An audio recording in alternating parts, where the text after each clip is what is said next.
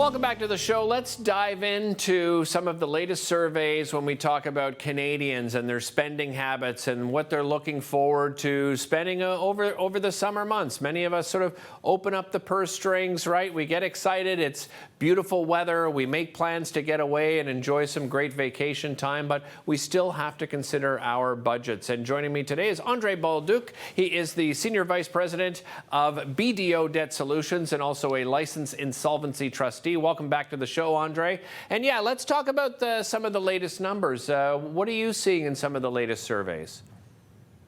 Well, as you mentioned, many surveys came out, and what we can see is that up to 3/4 of Canadians are planning to travel this summer. But a little bit concerning is that many are planning to go all out. After 2 years of COVID and restrictions finally getting lifted, people are anxious to get out there and perhaps spend quite a bit on summer holidays. Yeah. The backdrop to all of this, however, is that we've seen stats that credit card spending is back up on the rise. Interest rates are rising, and as everyone knows, gas and the cost of living is also on the rise. So the concern there is that you don't want to take on more debt to enjoy your summer. Yeah, well, what about household debt? Are we sort of nearing record numbers at the moment? What does that look like? Yeah, the latest statistics is the debt ratio is $1.83 for every dollar that people earn. Wow. That's near record highs. The high was 185. So we're pretty much back to pre-pandemic levels. Yeah, you mentioned cost of living. I mean, you're talking about soaring inflation, and of course, to try to correct that, what do banks do? Well, they raise interest rates, which of course affects your household expenditure, and that's usually your biggest expenditure. So let's first of all talk about some solutions here, Andre, and that's why we bring you on this show is to talk about some solutions. So what sort of advice do you give to people, especially those people that were surveyed and they're looking at splurging this summer? Well, you can have a carefree summer, but it's important not to be careless about the finances, if you will. So budgeting and planning is important. You really have to map out what you want to do this summer and see what you can really afford. And then you need to stick to that plan and avoid overspending.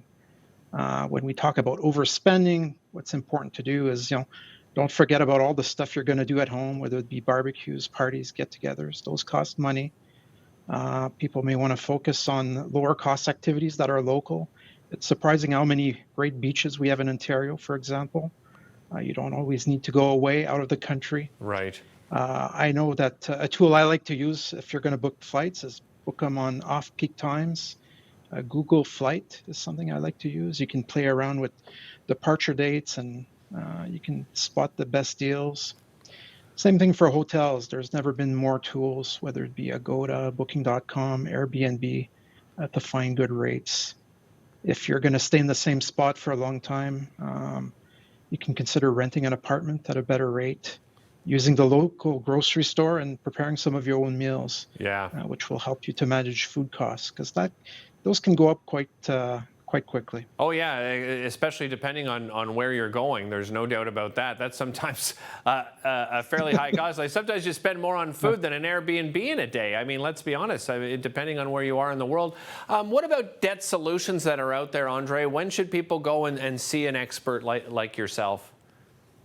Well, if you're already struggling with debt going into the summer, it's not a good sign. So when people are stressed about their budget and their debt, it's an indication that you need to get help, or at least get on top of your budget.